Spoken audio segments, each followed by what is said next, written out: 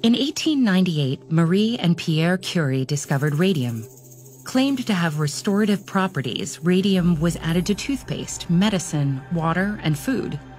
A glowing, luminous green, it was also used in beauty products and jewelry. It wasn't until the mid-20th century we realized that radium's harmful effects as a radioactive element outweighed its visual benefits. Unfortunately, radium isn't the only pigment that historically seemed harmless or useful, but turned out to be deadly. That lamentable distinction includes a trio of colors and pigments that we've long used to decorate ourselves and the things we make: white, green, and orange. Our story begins with white. As far back as the 4th century BCE, the ancient Greeks treated lead to make the brilliant white pigment we know today. The problem? In humans, lead is directly absorbed into the body and distributed to the blood, soft tissues, and mineralized tissues. Once in the nervous system, lead mimics and disrupts the normal functions of calcium, causing damages ranging from learning disabilities to high blood pressure. Yet the practice of using this toxic pigment continued across time and cultures. Lead white was the only practical choice for white oil or tempera paint until the 19th century. To make their paint, artists would grind a block of lead into powder, exposing highly toxic dust particles.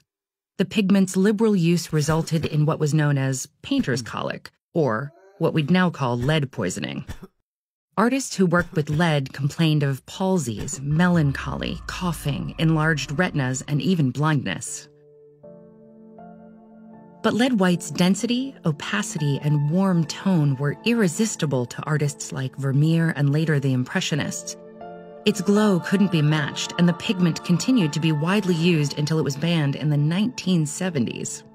As bad as all that sounds, white's dangerous effects pale in comparison to another, more widespread pigment, green.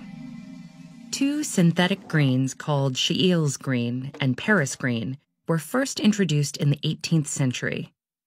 They were far more vibrant and flashy than the relatively dull greens made from natural pigments, so they quickly became popular choices for paint as well as dye for textiles, wallpaper, soaps, cake decorations, toys, candy, and clothing. These green pigments were made from a compound called cupric hydrogen arsenic. In humans, exposure to arsenic can damage the way cells communicate and function, and high levels of arsenic have been directly linked to cancer and heart disease.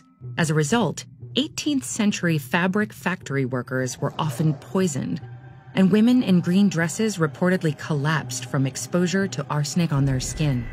Bedbugs were rumored not to live in green rooms, and it's even been speculated that Napoleon died from slow arsenic poisoning from sleeping in his green wallpapered bedroom. The intense toxicity of these greens stayed under wraps until the arsenic recipe was published in 1822, and a century later it was repurposed as an insecticide. Synthetic green was probably the most dangerous color in widespread use, but at least it didn't share radium's property of radioactivity. Another color did, though: orange. Before World War II, it was common for manufacturers of ceramic dinnerware to use uranium oxide in colored glazes. The compound produced brilliant reds and oranges, which were appealing attributes, if not for the radiation they emitted. Of course, radiation was something we were unaware of until the late 1800s, let alone the associated cancer risks, which we discovered much later. During World War II, the U.S. government confiscated all uranium for use in bomb development. However, the Atomic Energy Commission relaxed these restrictions in 1959, and depleted uranium returned to ceramics and glass factory floors. Orange dishes made during the next decade may still have some hazardous qualities on their surfaces to this day. Most notably, vintage Fiesta ware reads positive for radioactivity. And while the levels are low enough that they don't officially pose a health risk if they're on a shelf, the US EPA warns against eating food off of them. Though we still occasionally run into issues with synthetic food dyes, our scientific understanding has helped us prune hazardous colors out of our lives.